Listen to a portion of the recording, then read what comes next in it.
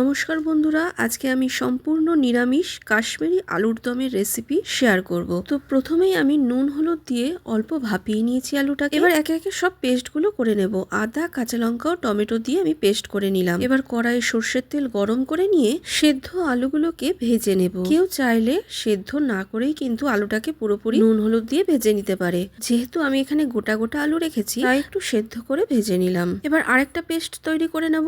এখানে আমি নিচ্ছি টক দই আর নিয়েছি কাজু কিশমিশ আর পোস্ত দিয়ে আমি একটা মিহি পেস্ট করে নেব।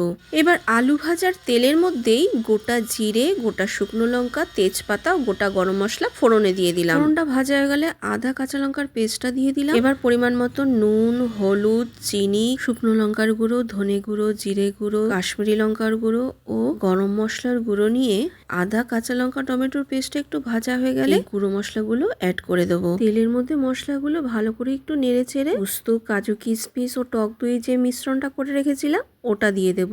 এবার সব মশলাগুলো কষানোর জন্য সমানে কিন্তু নাড়তে হবে, না হলে নিচে লেগে যাবে। দেখো সমস্ত মশলা কষে কিন্তু উপর থেকে আমার তেলটা বেরিয়ে এসছে। এবার আমি ভাজা আলুগুলো দিয়ে মশলার সঙ্গে আবারও একটু কষিয়ে নিয়ে আমি কিন্তু উষ্ণ গরম জল দিয়ে দেবো। এবার নুন মিষ্টিটা দেখিয়ে নিয়ে যতটা গ্রেভি আমার দরকার ততটা রেখে ওপর থেকে কুচানো ধনেপাতা দিয়ে দেবো। কেউ চাইলে এর মধ্যে 1 চামচ ঘিও দিয়ে দিতে পারে, তবে আজকে আমি ঘি দেইনি, কারণ এটা যেহেতু আমি বাসন্তী পোলাওর সঙ্গে সার্ভ করব আর পোলাও যেহেতু অলরেডি ঘি দিয়েছি, তাই আমি ঘিয়ের বদলে 1 চামচ গোলাপ জল ও কেওড়া জল দিয়েছিলাম। এটা পুরোপুরি অপশনাল, কেউ চাইলে দিতেও পারে নাও দিতে পারে, এমনি খেতে খুব সুন্দর হয়। তো রেসিপিটা তোমাদের কেমন লাগলো কমেন্টসে অবশ্যই জানিও। সম্পূর্ণ নিরামিষ কাশ্মীরি আলুর দম পরিবেশনের জন্য একদম রেডি।